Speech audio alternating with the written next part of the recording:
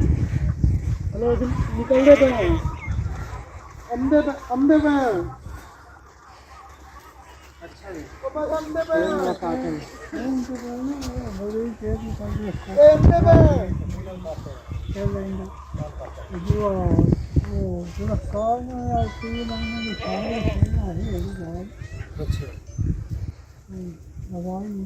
दवाइयाँ तो कोई नहीं, ऐसी मोटरसाइकिल थे